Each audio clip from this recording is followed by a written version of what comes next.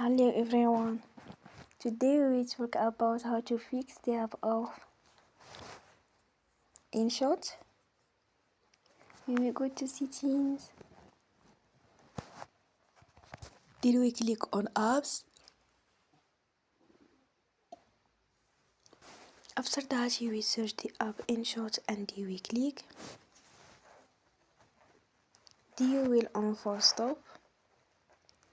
After that you will go to storage. Then we click on clear cache. You will go to Play Store and you will update your app. Don't forget to support us by like and subscribe. See you next time and thank you for watching.